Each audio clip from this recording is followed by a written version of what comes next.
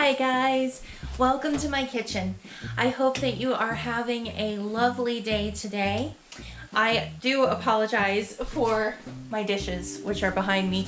It's been a little bit of a crazy day here, spent most of the day cleaning and then baking. So that's why it's a little bit hectic here. But we are going to make a really yummy dinner, and hopefully that will make up for all the mess I made in the kitchen.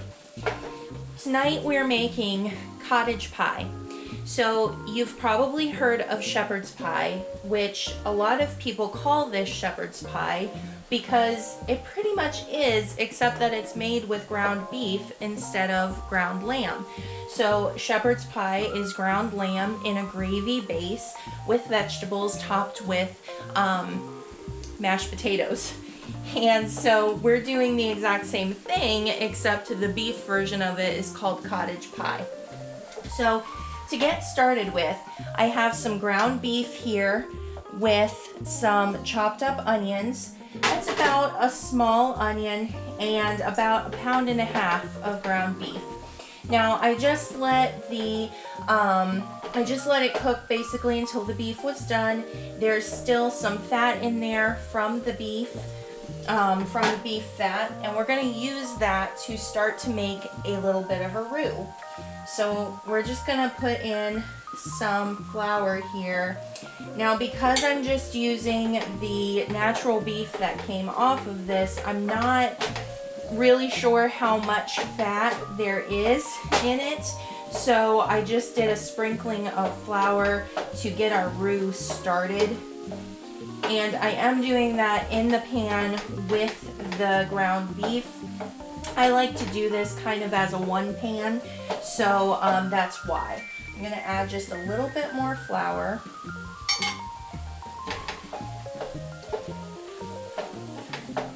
All right, so that flour has soaked up pretty much all that fat that was down there.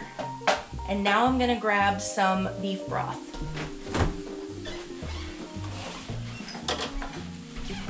This is one of Nathan's favorite meals, and he's had a really rough day today. He had to work on his day off, and it took longer than he expected it to. So when he comes home, we'll have this ready for him and it'll be really yummy. So I'm just adding in some beef stock. Showed you the wrong side. Beef stock here to get our little bit of gravy going. And really this is just going to flesh out the gravy, give us that liquid in there. And as we're starting to incorporate that and build our gravy around this, I'm also going to start adding in our flavoring agents, which is going to be our spices as well as a couple special ingredients. So first thing we're going to do, salt and pepper. Always salt and pepper in pretty much everything. So we'll get that in there. And you do want to keep stirring this, keep an eye on this. I'm just doing it very gradually. I don't want it to use up all of the liquid, but I do want to keep the liquid nice and thick so that it's not too soupy. You don't really want it to be soupy, you just want it to be coated in this nice gravy. All right, and we're gonna go ahead and add in our other spices, which is gonna be some ground sage as well. Some garlic powder, pretty heavy on the garlic powder. Bit of onion powder. And I already have my mashed potatoes made up. I made those ahead of time. You always wanna have them ahead of time. I'm adding in oregano. But you always want to have the potatoes ready ahead of time. And one of the great things about this meal is that you can actually use leftover potatoes for the potato topper. So if you make a big batch of potatoes and you don't know what to do with them, you can make up this base and use the leftover potatoes on top of it. Or you can specifically make a bigger batch of potatoes for this purpose and then use the leftovers. So that's a really nice thing about this meal, is that you can do that. You can also make it the night ahead.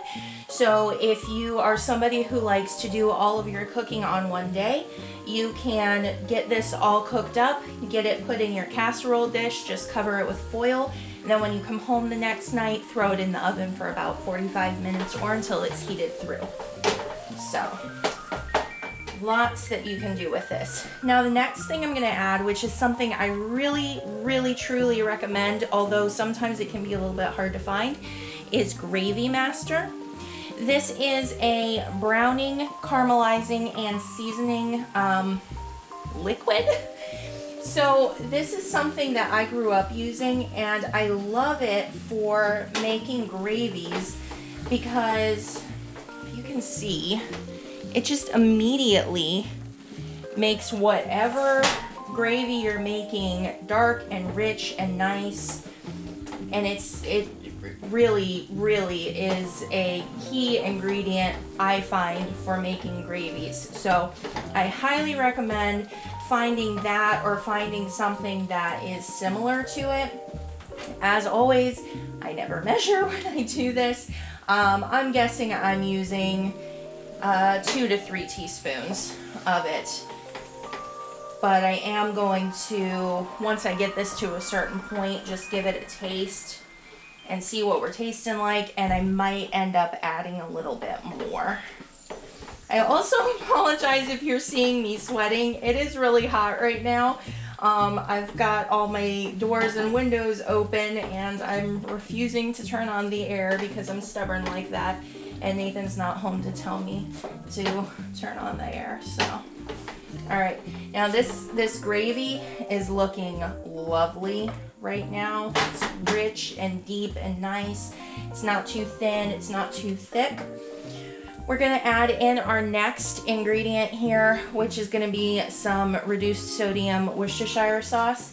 This is just gonna give you a little bit of something extra in there. I just find that it goes really, really well with beef. So anytime you're using a ground beef in something like this where it's in a brown gravy, it's a really, really good thing to use. So this is at the point now where I want to go ahead and give it a taste and see what we might need still. Definitely salt, which is good. Really, when you taste test something, you kind of want it to need salt because that means you didn't put in too much salt. And putting in too much salt is a horrible, horrible thing. I'm adding a little bit more of pretty much everything. I'm gonna hold off on more garlic, but I am gonna add a little bit more onion powder as well. All right, we are tasting good. I'm gonna add, no, you know what, before I add in any more, I'm gonna go ahead and add my veggies. Now I cheat a little bit on the veggies here. I do use frozen vegetables. It's just so much easier in an application like this, I feel like. And you know, they're still vegetables. They're still good for you. They're arguably a little bit fresher than some of the fresh veggies that we get from the store. So it's not really a cheat, but it is definitely a way to make things a little easier. Now I got the family size bag of mixed vegetables, so what that means is if you don't get the family size bag, then go ahead and just grab 2 of the regular sized mixed vegetable bags. And I'm just gonna let this sit on the fire for just about a minute or 2 while I grab my casserole dish. Once I get my casserole dish out, I will bring you guys back so you can see us layering it, and then we're going to throw it in the oven for about 25 to 35 minutes. So I'll see you guys in a little bit. Hey guys, welcome back. All right, so we are ready to go ahead and get this cottage pie assembled, and it is beautiful. Got a nice glossy gravy there, plenty of veggies, and plenty of meat. think that's why my husband likes this so much, is because it's meat and potatoes. Like, he gets so happy. And this is his meal that he requests for his birthday. So he's gonna be really happy to find out this is in the oven when he comes home. All right, so all you do is layer the filling in the bottom, and then grab your handy dandy spatula here. And like I said, I already have my mashed potatoes made. These are just regular mashed potatoes today, but you can do a lot with your mashed potatoes to change up the taste profile. So you can do something like a garlic mashed potato, the garlic Romano mashed potatoes that I showed you how to make before, which I will link in the description just in case you need that recipe. You can also do something like a brown butter mashed potato. Like, there are so many options, so many things you can do. One thing I will say, I will eventually get this on there. But one thing I will say is you want to make your mashed potatoes a little bit extra creamy for this, because this is going in the oven. So if you're putting mashed potatoes in the oven, you want them to have a little extra creaminess, a little bit extra butter, so that they don't dry out.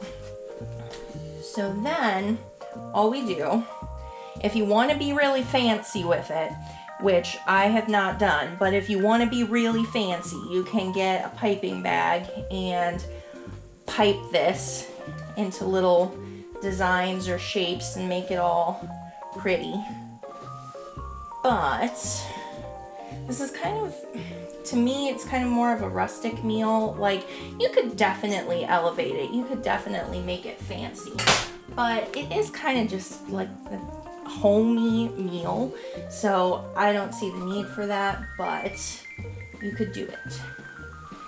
So once I've got all my mashed potatoes on here, another thing that I've seen people do is kind of like peek them, which is kind of cool, because then it gets, like, the little peaks get, like, crispy in the oven. So that's kind of cool. I don't really do much of anything with it. I just kind of put it on there, and, like, it is what it is. I mean, you get what you get. But, you know. Sheet pan. Anytime you're putting something in an oven, in a casserole, and it is likely to boil over, meaning it has gravy in the bottom or it has a cheese sauce in the bottom, please use a sheet pan. I forget this step all the time until I open my oven door like I just did. But it's really important, because if anything comes out of that casserole dish, it's going on the bottom of my oven if I don't have a sheet pan there. If I have a sheet pan there, it's going on the sheet pan. So we're gonna let that cook for about 35 minutes. Now, the beef's already cooked, so you don't really need to let it cook for that purpose, but we do wanna let the vegetables get a little bit more cooked, because we did put them in there frozen, and also just get the mashed potatoes nice and crispy on top, so you can totally do less. I've got the oven preheated to 350 degrees. I would say the minimum amount of time that you would put it in there for is 20 minutes, but 35 should give me a little bit more on the crispy top front. So that's what I'm gonna do. And I will have you guys come back when it is ready to go so that you guys can see the finished product. Bye-bye. All right, guys, here's our finished product.